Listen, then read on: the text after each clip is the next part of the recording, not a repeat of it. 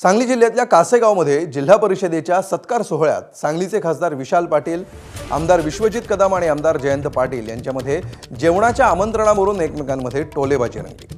जयंत पाटलांनी इतक्या वर्षांनी आम्हाला जेवायला बोलवलं, पण जेवणापायी भाषण करण्याची माझ्यावर वेळ आली असं गमतीनं विशाल पाटील यांनी म्हटलं। तर आता तुम्ही जेवण दिलं, पुढचं जेवण देण्याची वेळ आमची असं आमदार विश्वजित कदमांनी म्हटलं।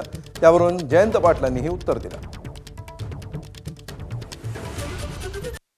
मी जेवणाचं आमंत्रण दिलं आणि मग आठवलं की एवढ्या वर्षात कधीच साहेब तुम्ही आम्हाला जेवायला बोलवलं नाही। देवराज दादा मग तक्रार नाही, काका बोलवायचे, जेवण घालायचे, पण तुम्ही कधीच जेवायला बोलवलं नाही, कधी नाही ते बोलवलं आहे। कसं जेवण असते तुमच्या घरात हे बघायसाठी आम्ही आलो आणि ते जेवणाच्या पायी आज भाषण करायची पाळी आली। विशालराव म्हणले तर खरं आहे, देवराज दादांना मी पहिल्या दिवसापासून म्हणत होतो, दादा इलेक्शन झाली जेवण कधी देणार, आणि दादांनी आज तो शब्द, मी सारखं जे त्यांच्या पाठीशी माग लागलो होतो तो शब्द पाळला।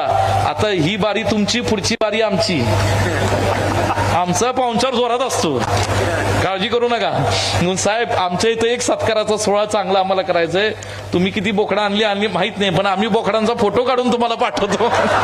ही सगळी माणसं जी बसलेत कासेगावची, तुम्ही सगळ्यांनी आमच्या कार्यक्रमाला अशी माझी नम्र विनंती। आपल्या सगळ्यांचा सत्कार देवराज पाटलांच्या आग्रहानं आज या ठिकाणी होतोय आणि जेवण विशाल देवराजचंच आहे, माझं नाही।